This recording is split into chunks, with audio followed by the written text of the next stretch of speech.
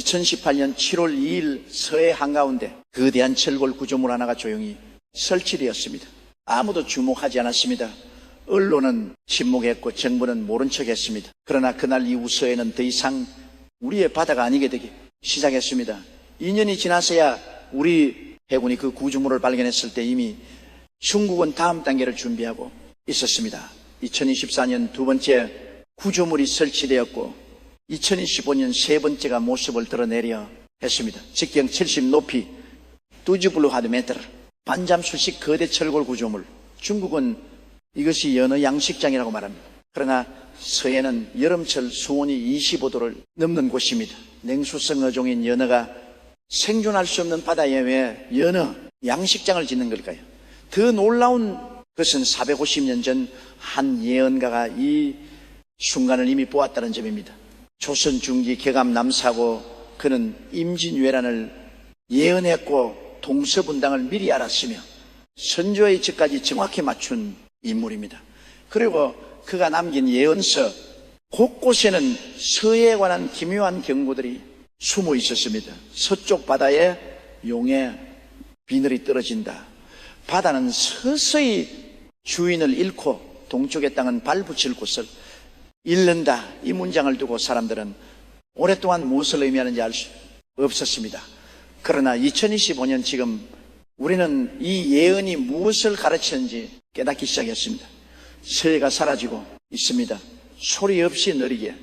그러나 확실하게 시청자 여러분, 우리는 지금 역사의 중대한 갈림길에서 있습니다.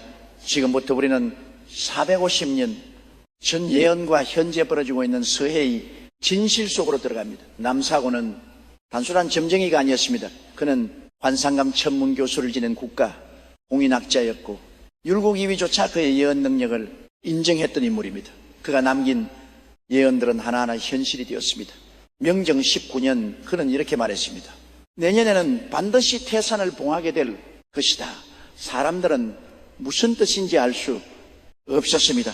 그러나 이듬해 문정 왕후가 세상을 떠나 태의 장사 지내셨습니다. 태산을 봉한다는 것은 태능을 조성한다는 뜻이었던 겁니다. 그는 서울의 지형을 보고도 예언했습니다.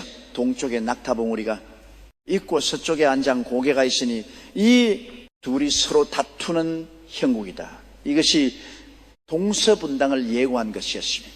실제로 선조 때에 동인과 서인으로 나뉘어 조선은 수백 년간 당쟁에 시달렸습니다. 그리고 가장 유명한 예언 임진년의 백마올 탄자가 남쪽에서 쳐들어올 것이라는 경고, 그 말을 1592년 임진왜란이 일어났고 외장가토 기어마사는 백마를 타고 조선 땅을 유린냈습니다.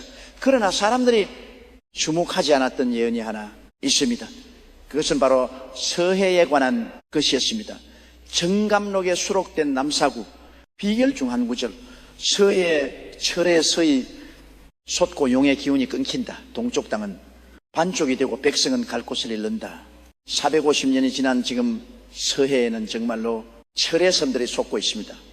중국이 설치한 거대한 철골 구조물들, 그리고 실제로 우리는 서해의 절반을 잃어가고 있습니다. 어민들은 조업구역을 잃고 해군은 작전해역이 좁아지고 있습니다. 남사고가 본 것은 단순한 미래가 아니었습니다. 그는 시간의 흐름 속에서 한반도가 맞이할 가장 큰 위기를 보았던 겁니다. 그리고 그 위기의 중심에는 서해가 있었습니다.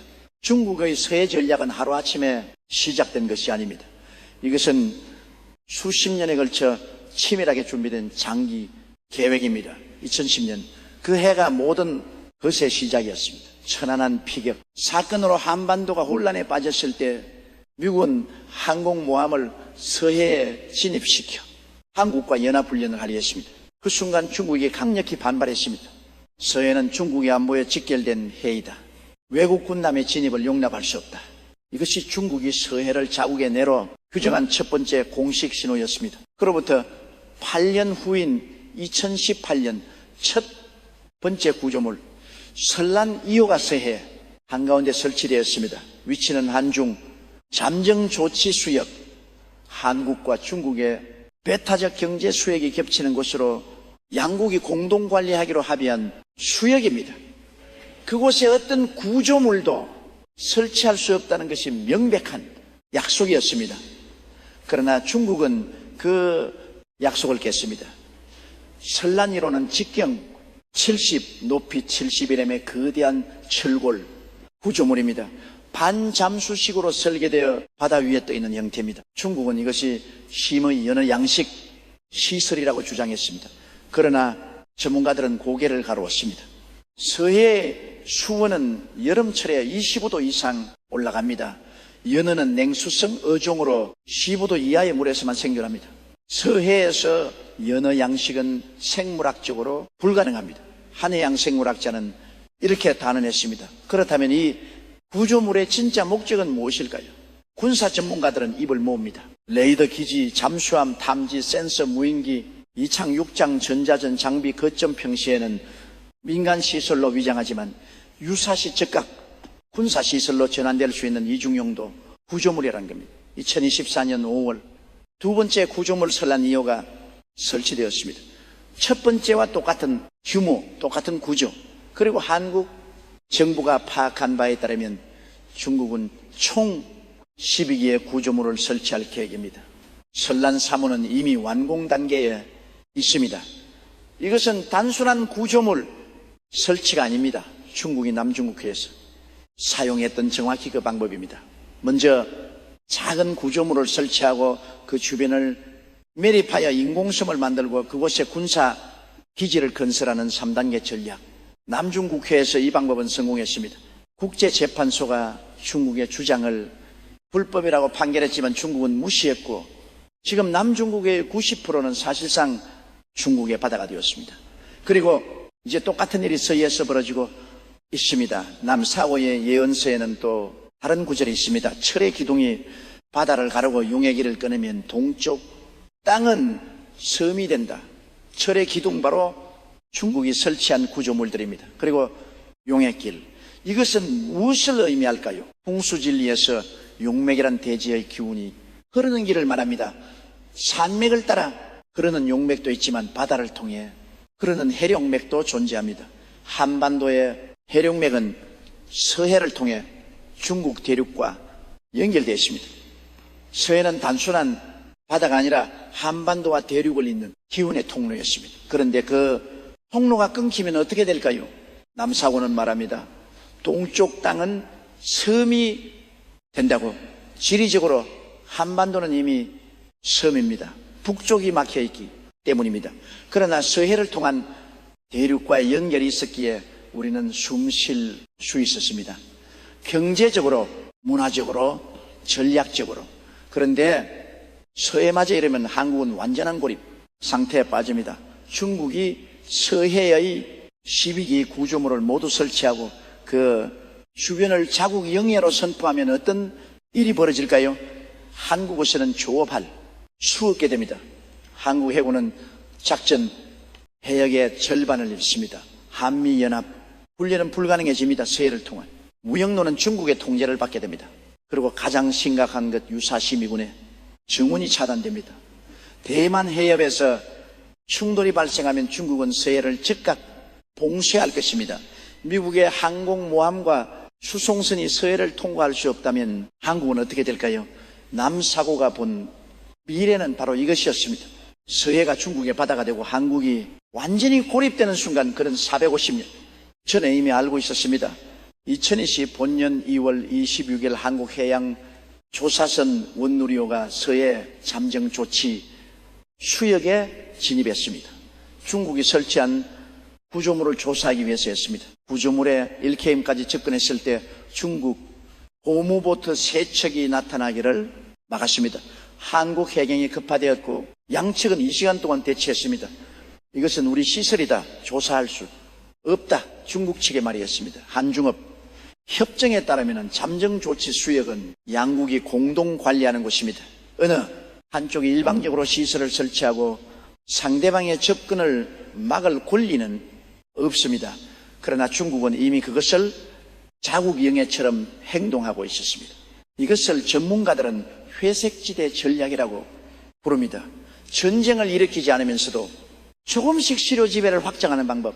군대가 아닌 민간 삼박과 해경을 앞세워 도발의 수위를 조절합니다. 상대방이 강하게 나오면 한 발 물러서고 상대방이 침묵하면 한 발 더 나아갑니다. 이것이 살라미 전술입니다. 한 번에 한 조각씩 천천히 그러나 확실하게 영토를 빼앗아가는 방법. 남중국해에서 중국은 70년 동안 이 방법을 사용했습니다.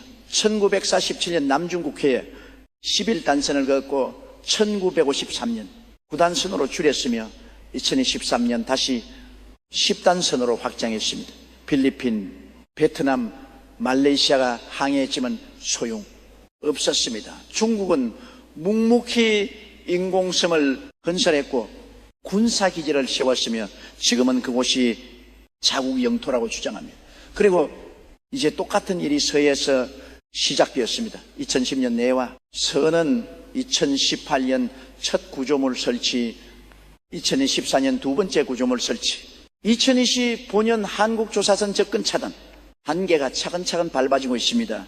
2025년 6월에는 더 충격적인 일이 벌어졌습니다. 중국이 서해 잠정 조치, 수역 인근에서 항공모함 푸제남을 동원한 실탄 후 훈련을 실시한 것입니다. 이것은 명백한 군사 시위였습니다. 이 바다는 우리 것이다. 누구도 방해하지 마라. 전문가들은 경고합니다. 지금 당장 조치를 취하지 않으면 5년 안에 서해는 중국의 것이라고 2030년까지 해결하지 못하면 우리는 서해를 영원히 잃게 될 것이라고. 남사고 비결에는 이런 구절도 있습니다. 서쪽에서 거대한 그림자가 다가온다. 그것은 천천히 움직이지만 멈추지 않는다. 동쪽의 백성들은 그것을 보지 못하고 깨달았을 때는 이미 늦다. 거대한 그림자. 중국의 팽창을 이보다 더 정확하게 표현할 수 있을까요? 중국은 급하지 않습니다. 10년, 20년, 50년을 계획합니다. 그들에게 시간은 편입니다. 천천히 한 걸음씩 나아가도 결국 목표에 도달한다는 것을 알기 때문입니다. 그러나 우리는 어떻습니까? 우리는 그것을 보지 못했습니다. 2018년 첫 구조물이 설치되었을 때 언론은 침묵했습니다. 2020년 우리 해군이 그것을 발견했을 때도 정부는 공개하지 않았습니다. 2022년 석유시 주장비까지 발견됐을 때조차 조용히 넘어갔습니다. 왜 그랬을까요? 중국을 자극하고 싶지 않았었습니다. 경제 관계를 해치고 싶지 않았었습니다. 큰 문제가 되지 않을 거라고 생각했었습니다. 그러나 침묵은 동의로 해석되었습니다. 중국은 우리의 침묵을 허락으로 받아들였고 다음 단계로 나갔습니다. 남사고는 이것까지 내다봤습니다. 깨달았을 때는 이미 늦다. 우리가 심각성을 인식했을 때는 이미 되돌릴 수 없는 지경에 이른다는 뜻입니다. 그렇다면 지금은 어느 시점일까요? 아직 늦지 않았을까요? 아니면 이미 늦은 걸까요? 한 해양 전략 전문가는 이렇게 말합니다. 우리에게 남은 시간은 5년입니다.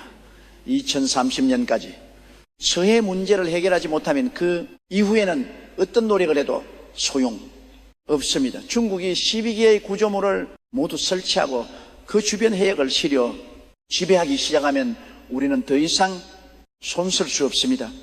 5년 우리에게 주어진 시간입니다. 그러나 이 5년 동안 우리는 무엇을 할 수 있을까요?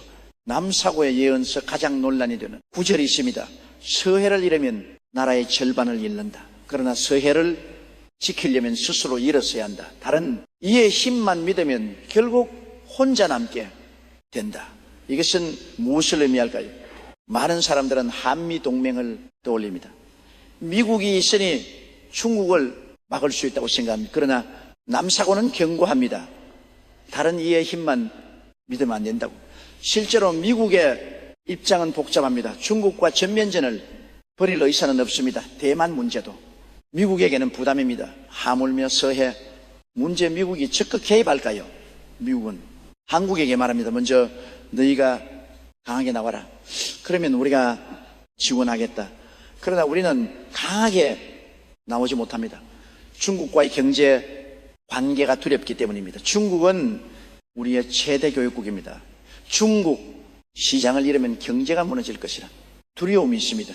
그래서 우리는 조용히 항의만 하고 실제 행동은 하지 못합니다. 중국은 이것을 정확히 알고 있습니다. 그래서 더욱 대담하게 나옵니다.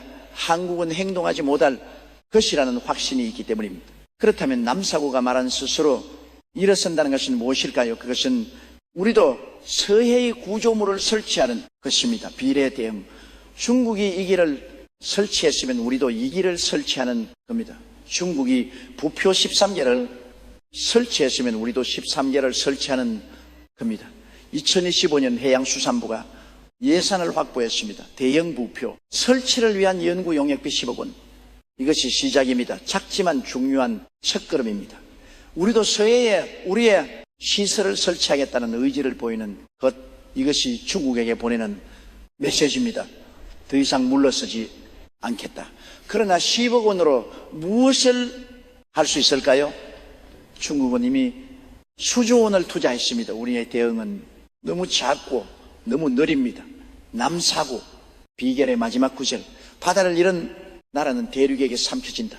그러나 바다를 지킨 나라는 대륙을 견제한다. 선택은 백성의 손에 있다. 선택은 백성의 손에 있다. 이것이 가장 중요한 메시지입니다.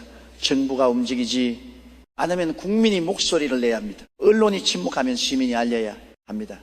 2025년 7월 3일 국회는 결의안을 통과시켰습니다. 259명의 의원 중 252명이 찬성했습니다. 중국의 서해 잠정 조치, 수영 내 양식 시설 무단 설치 행위를 규탄하고 한중어 질서 회복을 촉구한다. 이것은 국민의 여론이 만들어낸 결과입니다. 그러나 결의안만으로는 부족합니다. 실제 행동이 필요합니다. 우리도 구조물을 설치해야 합니다. 우리 해군과 해경이 더 자주 그곳에 가야 합니다. 우리 어선들이 당당하게 조업할 수 있어야 합니다. 그리고 무엇보다 우리는 서해의 문제가 얼마나 심각한지 깨달아야 합니다. 이것은 단순히 구조물 몇 개의 문제가 아닙니다. 우리 영토의 일부를 잃느냐 마느냐의 문제입니다. 우리 후손들에게 온전한 나라를 물려줄 수 있느냐의 문제입니다. 남사고는 450년 전에 이미 경고했습니다. 그러나 우리는 듣지 않았습니다. 예언을 미신으로 치부했고 옛사람의 말을 헛소리로 여겼습니다. 그런데 지금 그 예언이 현실이 되고 있습니다. 서해에는 또 다른 예언이 전해집니다. 바로 성지에 관한 것입니다. 남사고는 나라가 위기에 빠졌을 때 백성들이 살아남을 수 있는 10곳곳의 땅을 지목했습니다. 풍기, 영월, 봉화, 안동, 예천, 보훈, 운봉, 무주, 합천, 공주 모두 내륙 깊숙한 곳입니다. 그런데 흥미로운 점이 있습니다. 서해안에는 단 한 곳도 없습니다. 동해안에도 없습니다. 남해안에도 없습니다. 모두 산으로 둘러싸인 분지형입니다. 왜 그랬을까요? 한 풍수 전문가는 이렇게 해석합니다. 남사고는 바다가 안전하지 않다는 것을 알았습니다. 특히 서해는 가장 위험한 곳이라고 봤습니다. 그래서 모두 내륙으로 잡았던 겁니다. 바다가 안전하지 않다. 450년 전에는 외국의 침입을 걱정했을 것입니다. 그러나 지금은 다른 의미입니다. 서해 자체를 이룰 수 있다는 의미입니다. 만약 서해를 정말로 잃는다면 어떻게 될까요? 인천, 평택, 당진, 군산, 목포, 서해안의 모든 도시가 위협받습니다. 경제적으로 엄청난 손실입니다. 서해안 항구를 통한 무역이 중국의 통제를 받게 됩니다. 국방적으로도 심각합니다. 서해 함대가 작전 해역을 이루면 한국 해군의 절반이 무력화됩니다. 그리고 심리적으로 국민들은 좌절할 것입니다. 우리 땅을 지키지 못했다는 패배감, 중국 앞에서 무기력했다는 자괴감, 이것이 국가 전체를 우울하게 만들 것입니다. 남사고가 본 미래는 이런 모습이었을까요? 그렇다면 우리는 그 미래를 바꿀 수 있을까요? 역사는 반복된다고 합니다. 임진왜란 때 우리는 준비하지 않았습니다. 율곡 이가 10만 양병을 주장했지만 조직은 듣지 않았습니다. 남사고가 전쟁을 예언했지만 사람들은 믿지 않았습니다. 그리고 1592년 왜군이 쳐들어왔을 때 조선은 속수 무책이었습니다. 지금 우리는 또다시 같은 실수를 하고 있습니다. 전문가들이 경고하지만 정부는 미온적입니다. 예언이 현실이 되고 있지만 국민들은 무관심합니다. 그리고 중국은 한 걸음 한 걸음 서해를 차지해가고 있습니다. 2030년 앞으로 5년 후입니다. 그때가 되면 이미 늦을 것입니다. 중국이 12기의 구조물을 모두 설치하고 인공섬 건설을 시작하면 우리는 더 이상 막을 수 없습니다. 국제재판소에 가도 소용없습니다. 중국은 남중국의 판결을 무시한 전례가 있습니다. 그렇다면 우리는 무엇을 해야 할까요? 먼저 알아야 합니다. 서해에서 무슨 일이 벌어지고 있는지, 중국이 무엇을 하고 있는지, 이것이 우리에게 얼마나 심각한 문제인지. 둘째, 목소리를 내야 합니다. 정부에게 강력한 대응을 요구해야 합니다. 국회의원들에게 압력을 넣어야 합니다. 언론이 이 문제를 계속 다루도록 만들어야 합니다. 셋째, 행동해야 합니다. 우리도 서해의 구조물을 설치해야 합니다. 우리 해군과 해경이 더 자주 순찰해야 합니다. 중국에게 단호한 메시지를 보내야 합니다. 서해는 우리 바다다. 사고의 예언은 운명이 아닙니다. 그것은 경고입니다.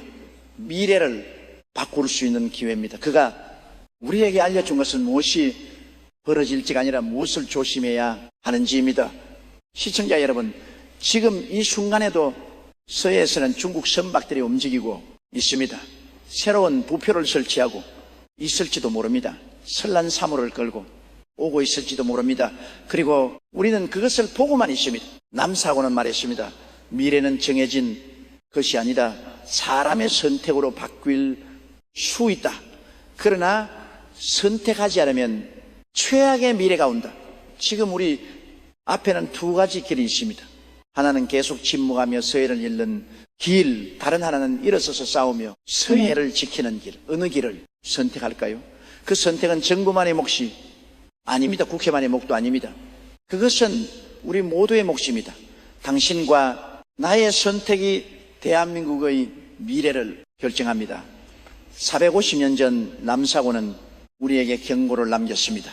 그리고 450년이 지난 지금 그 경고가 현실이 되고 있습니다. 우리는 이 경고를 들을 것입니까? 아니면 또다시 무시하고 후회하게 될까요? 서해는 지금 이 순간에도 조용히 사라지고 있습니다.